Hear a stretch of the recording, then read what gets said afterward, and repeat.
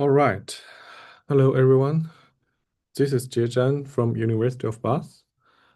Today, I'm going to talk about strategic advantages and equilibrium structure in sequential colonel Blotto games. So let me start by explaining what a Blotto game is, beginning with its basic ingredients. A colonel Blotto game models competition between two players, often interpreted as two generals or two political parties or two firms. Each player has a limited amount of resources, which we usually call a budget. This budget can represent money, effort, or any scarce resources. These resources must be allocated across a number of battlefields. A battlefield is an abstract unit of competition. It could be a geographic region in an election, a market segment in advertising, or a security target in defense planning. Each battlefield has a value, which represents how important that a battlefield is to each player. Importantly, the value of a battlefield does not have to be the same for both players. One player may care more about winning a particular battlefield than the other.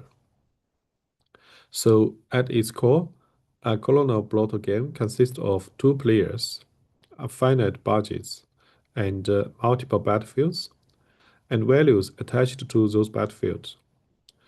Everything else in the model builds on these basic components. So let me explain how a battlefield game, a Blotto game, is played. Excuse me. Each player must decide how to allocate the entire budget across all battlefields. An allocation is a vector representing how much resource is placed on battlefield 1 and 2 and so on, with the constraint that the total allocation equals the player's budget. Crucially, once a player commits to an allocation, they cannot reallocate resources across battlefields. This captures the idea that resources are committed ex ante. In the classical colonel Blotto game, players choose the allocations simultaneously without observing the opponent's allocation. After both players have chosen, the outcome is determined battlefield by battlefield based on the two players' allocations on the battlefield. So the strategic decision each player faces is not about reacting after the fact, but about anticipating how the opponent will allocate the resources when choosing one's own allocation. An important distinguishing in the Blotto literature is between symmetric and asymmetric games. A Blotto game is called symmetric if the two players have the same amount of budget. This is often assumed for analytical convenience, but it is a very strong assumption. A game is asymmetric if the players' budget differ. One player may be stronger or larger with more resources to allocate. In real-world allocations, asymmetry is the norm rather than the exception. Large firms compete with smaller ones, dominant political parties face challenges, and major powers confront weaker opponents. Because asymmetry fundamentally changes strategic incentives, many of the most interesting and challenging Blotto games arise precisely in asymmetric settings, including the ones that we studied in this paper. Another key classification concerns how battlefield values are structured. In a homogeneous Blotto game, all battlefields have the same value. Winning any battlefield is equally important. This is the simplest case and is often used as a benchmark. In a heterogeneous Blotto game, different battlefields have different values, but both players agree on these values. For example, both parties may agree that some regions are more important than the others. The most general and realistic setting is the generalized Blotto game, where battlefield values can differ both across battlefield and across players. That is, player A and B may value the same battlefield very differently. So this paper we study focuses on the generalized setting, which captures asymmetric preferences and leads to richer strategic behavior. Next, we need to specify how outcomes are determined on each battlefield. There are two broad classes of outcomes rules in the Blotto literature. The first is winner takes all. So the player who allocates more resources to a battlefield wins it entirely. This rule leads to discontinuities and often requires mixed strategies. The second, which is the focus of this paper, is the proportional rule, also known as the lottery Blotto game. Under this rule, a player's payoff from a battlefield is proportional to their share of total resources allocated on that battlefield. So formally, if player A allocates X and player B allocates Y to a battlefield, then the player A's share is X over X plus Y. This proportional structure smoothes incentives, guarantees the existence of pure strategies in many cases, and is particularly suitable for modeling contests such as advertising, lobbying, and rate thinking. After determining outcomes on individual battlefields, we need to define how a player's overall payoff is computed. The most common assumption, and the one that used in this paper, is linear aggregation. A player's total utility is simply the sum of the utilities across all battlefields. This assumption is natural in many applications. For example, total advertising impact or total political influence often adds up across regions or markets. So, colonel Blotto games have applied in a wide range of domains. In elections, parties allocate campaign resources across the district. In advertising, firms allocate budget across customer segments or platforms. In security, defenders allocate resources across potential targets. In crowdsourcing and contest, organizers and participants allocate effort across tasks. Because players must anticipate each other's behavior, the natural solution concept is Nash equilibrium. A Nash equilibrium represents a stable outcome where no player can improve their payoff by unilaterally changing the allocation. Much of the Blotto literature focuses on existence of Nash equilibrium, the computation, and the structural properties. So understanding Nash equilibrium outcome is crucial because they serve as the baseline prediction of behavior in simultaneous move computation. This brings us to the central motivation of the paper. In many real-world environments, computation is not simultaneous. Large platforms may announce advertising strategies in advance. Governments may signal troop deployment or defense priorities. Smaller players then respond after observing these commitments. In such settings, commitment is a strategic choice, not a modeling artifact. There is a common intuition against commitment. Revealing your plan looks like exposing your hand to the opponent, but commitment does two things simultaneously. On one hand side, it gives the information to the opponent, but on the other hand, and maybe more importantly, it changes the opponent's best response set. So our work asks, is commitment an advantage or a disadvantage in the lottery Blotto game? And beyond that, can we compute the optimal commitment strategy? These questions matter across all applications that I mentioned earlier, wherever limited resources must be allocated across multiple targets. With this motivation in mind, the goal of this work is multifold. First, we model the lottery Blotto game as a stackable game, where one player commits to an allocation and the other best responds. Second, we aim to fully characterize the leader's optimal commitment strategy, despite the apparent complexity of the problem. Third, we compare the resulting Stekeberg equilibrium with the classical Nash equilibrium and identify conditions under which they coincide. Finally, we quantify the advantage of being the leader. So when commitment helps, by how much and under what conditions? Right. So before moving into our technical contribution, let me briefly introduce this work within the broader Blotto literature. So Blotto games differ by outcome rules, as I mentioned,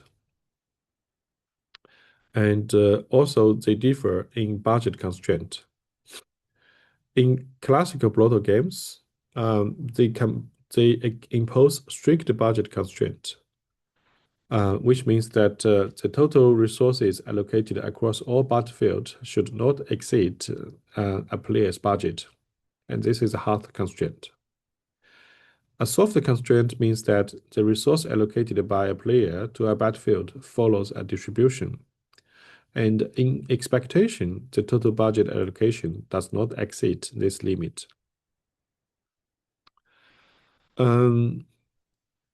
So, as you can see, I'm sorry.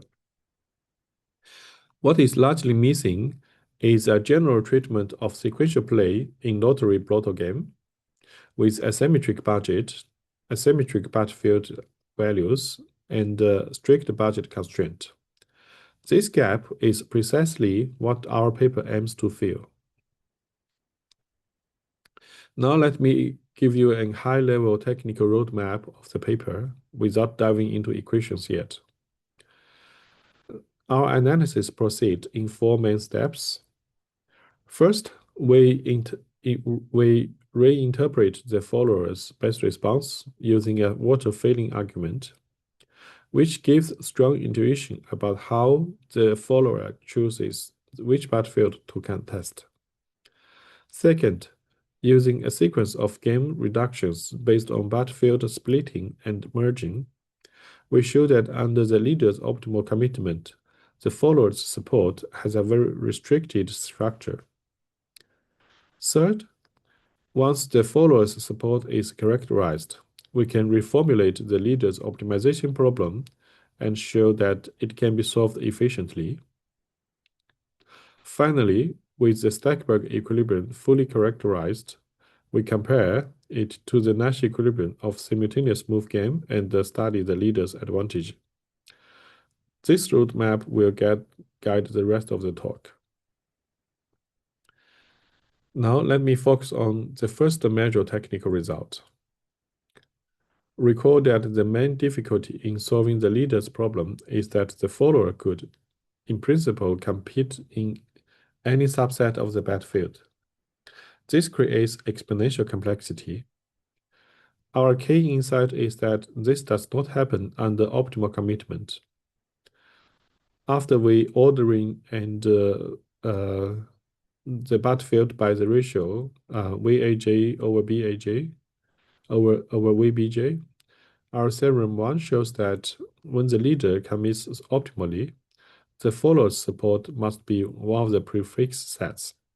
So either the follower will compete only on battlefield 1 or battlefield 1, 2, or across all battlefields.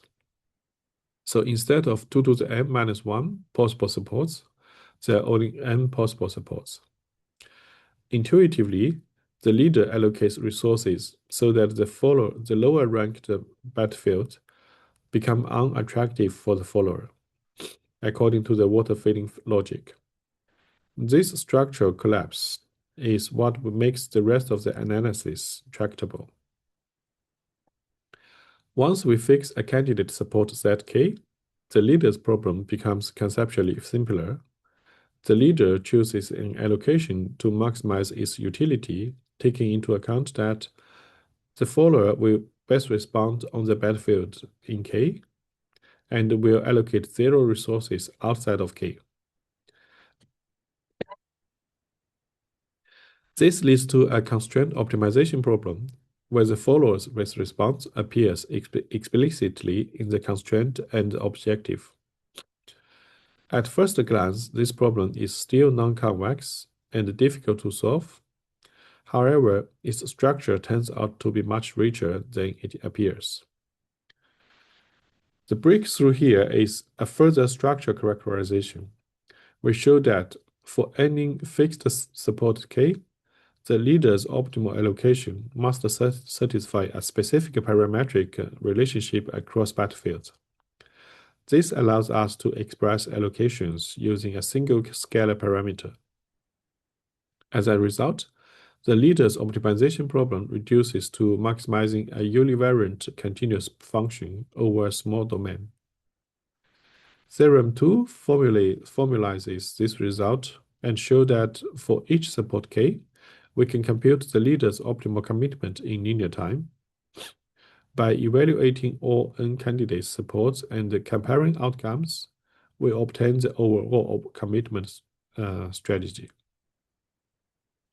This gives us a polynomial time algorithm for computing the Steckberg equilibrium in a very general setting. With the Steckberg equilibrium in hand, we turn to the comparison with Nash equilibrium.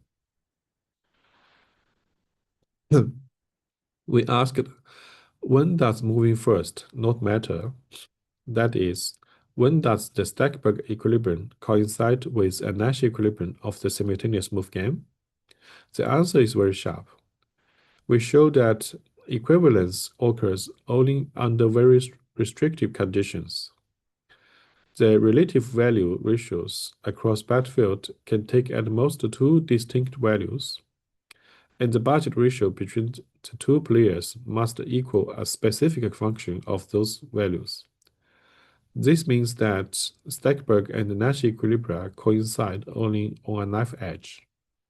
In almost all other cases, sequential play fundamentally changes the outcome.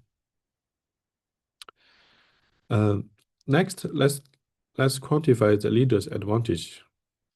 Here, theorem 4 establishes a lower bound on the leader's utility in Nash equilibrium, which immediately implies an upper bound on how much better the leader can do under Steckberg play.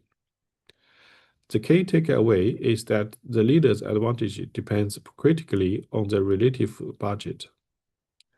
When the leader's budget is large relative to the followers, commitment provides only marginal improvements. However, when the leader's budget is small, the advantage of moving first can be substantial. This figure illustrates the comparison between Nash and the Steckberg utilities in two battlefield game examples. On the horizontal axis, we vary the budget ratio between the leader and the follower. The vertical axis shows the player's utilities. At a specific budget ratio, the Steckberg and the Nash equilibrium coincide, exactly as predicted by our theory. More interestingly, when the leader's budget exceeds this threshold, both players can strictly better off under Steckberg equilibrium. This happens because the leader's commitment reallocates competition in a way that aligns better with each player's preferences. This result challenges the intuition that Steckberg leadership necessarily harms the follower. So let me conclude by briefly comparing our model to related approaches. Unlike the general Blotto game, we impose strict budget constraints, which are more realistic but significantly harder to analyze. Unlike many Steckberg security and contest models, Both players in our model face budget constraints, and the battlefield value are fully asymmetric. Most importantly, we provide an exact polynomial time solution for optimal commitment in a rich Blotto setting, something that was previously believed to be computationally infeasible. This combination of generality, structure insight, and algorithmic tractability is what we see as the main contribution of this work. That's all. Thank you for your attention.